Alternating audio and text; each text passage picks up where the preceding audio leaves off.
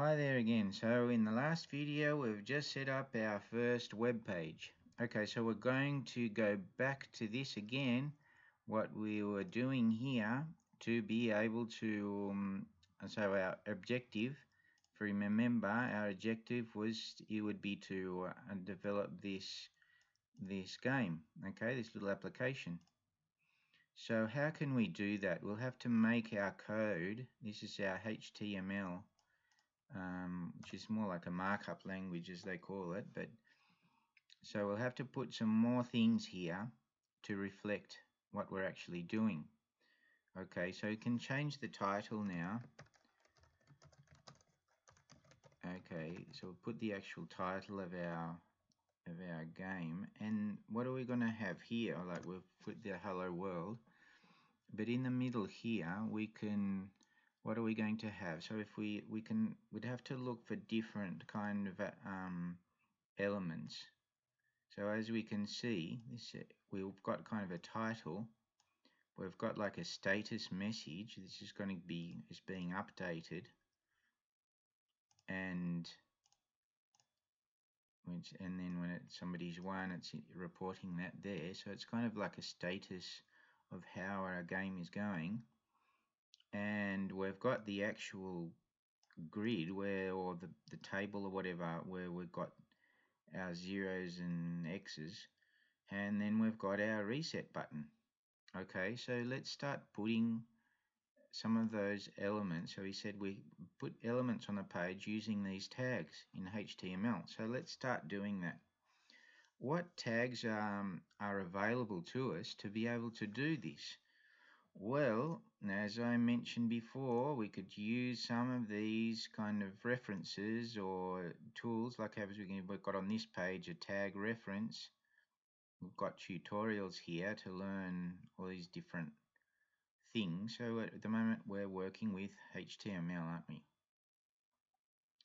So as we can see, there are a lot of they start specifying, and we've got headings, for example. This is what we want. Heading 1, heading 2, heading 3, we can see how they're displayed.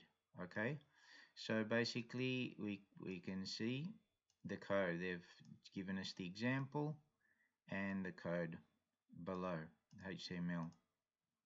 So let's go back. We can use this. So they're using H1 for the big heading. A bit smaller would be H2, etc., etc. So let's do that. Let's use a H1 because we want a big title for our game.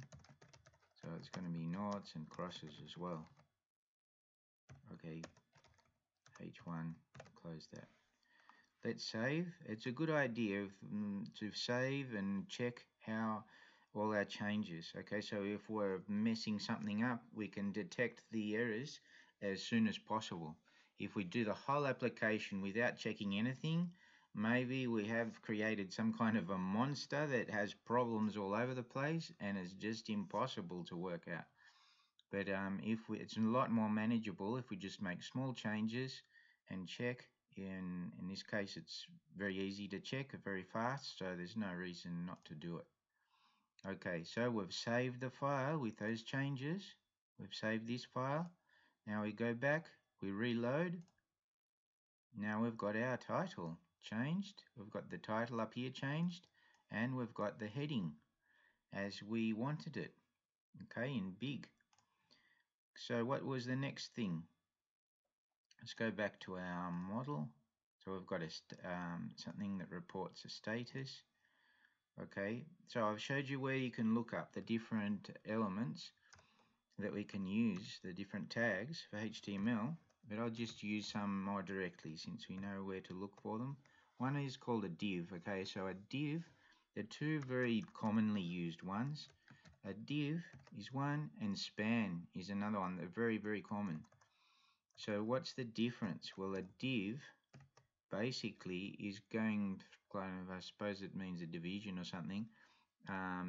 It's going to make what we have above. We've got a title, and our div is always going to go below. Okay, if we've got one element and then we put a div, it's usually going to go below. If we have another div, it's going to go below. The other one, span, it'll go more like from horizontally. Okay, so we have a span, we put another span, it'll go next to it, won't go underneath.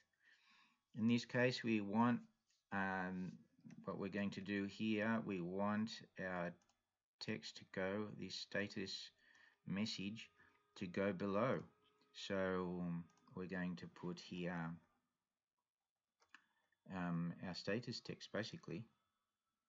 What are we going to put here? Next. So we start off, what do we have next? Oh, we've had this in capital X. Next turn is, we start off, X is going to be first. Let's say the player is using the X. And we have to close that tag. Okay. What comes next?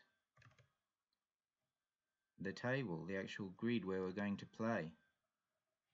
There is, we could do this several ways. Okay, we could draw those lines somehow and make it more without the exterior borders, but just to simplify, we'll use a normal table. There's a table in, there's an element that's a table.